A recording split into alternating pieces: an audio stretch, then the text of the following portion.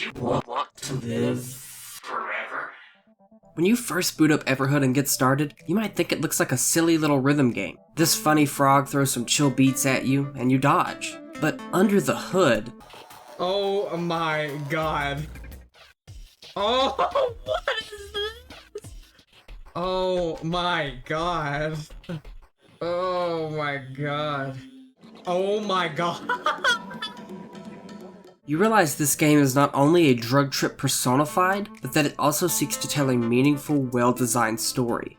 The initial setting of Everhood is simple. You're a doll that woke up to its arm being stolen, and you want to go get that arm back. As previously mentioned, there's a funny frog that shows you the basic gameplay. 5 lanes for notes that appear to the beat of the song, and you have to move between them in order to not get hit. Super simple premise. But such a simple basis for gameplay allows for many changes and modifications to be made, and I was surprised to see just how creative the game could get with a concept that most rhythm games are based off of, a 5-lane track.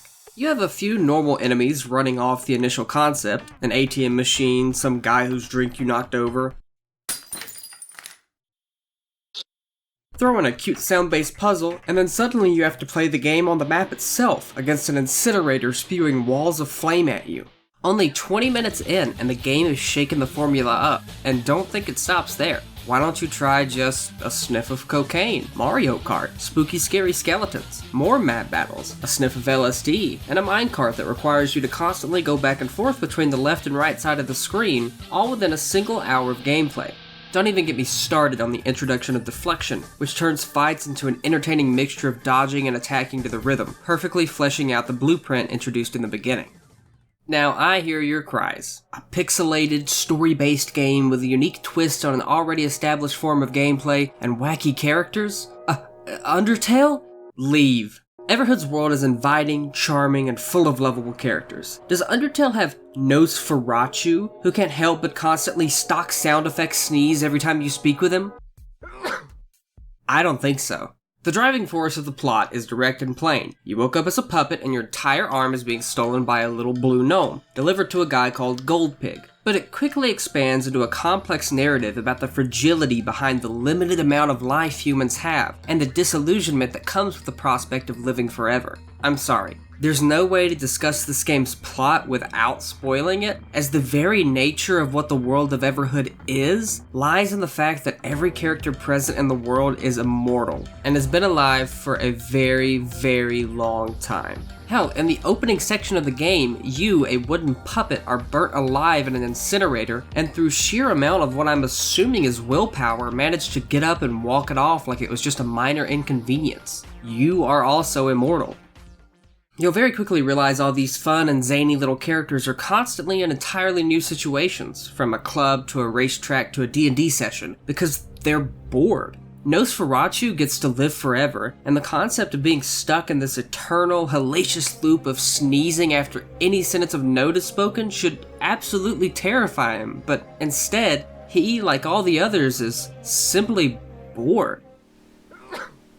It's in this boredom where you can dig deeper than what the game is telling you on the surface and discover the true theming and question of Everhood. What does it mean to be alive? If you could live forever, would you?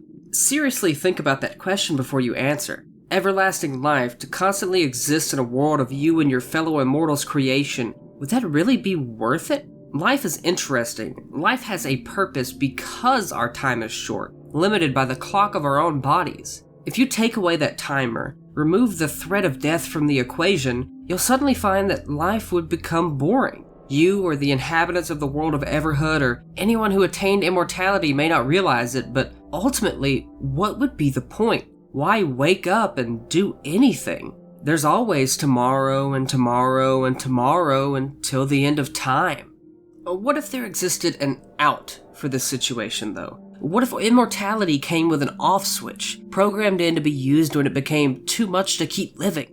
Would you do it then? That's what Red, your character, is. A reaper of death with the ability to cut all the undying down permanently. And the ultimate goal of the game is not some lousy pacifist protect everyone ending. It's to kill everyone. Even if they don't want it, even if they protest and fight back, to be immortal is to, ironically, not be alive. To die in any capacity is to give life meaning. So in a weird way, Red, you are giving a purpose to these characters by giving them a definite end. The first absolute truth the game shows you at the start of your journey is that hard choices will be justified in the end. Every element of the world fights back against your attempts to rend them mortal. Even the pointer for the menus tries in vain to stop you. But the ability to push forward and kill these beings that you've come to admire, like Noseferatchu, proves to the game that you must be human. It even starts to just refer to you as human after a certain point. It's obvious that only a human could make the decision to end these poor souls' lives. Only a person with the concept of how horrifying eternal life truly is could make that decision. A piece of the second absolute truth. Your thoughts were never yours anyways. Is this a message to Red, or are you the player? That there's a clear disconnect between what needs to be done to save these people and what we think would be best for them? Is this $10 indie game trying to tell me that sometimes in life, the things that need to be done are the hardest possible option? That uneasiness, awkwardness, difficulty, that it should be the status quo? That stagnation is the same thing as being dead? Unwillingness to move forward in the face of adversity is weakness. The final absolute truth, at long last, there are no absolute truths. Does this mean life has no meaning? You are free to wrap your half-truths into whatever. You can make the rest up. No. Everhood is telling us explicitly here, life is what you make of it. It's your own perception of reality and your own decisions that ripple against the still waters of life to produce waves of consequences and results.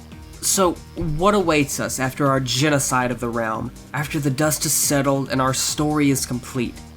New Game Plus unlocked. It's a cycle.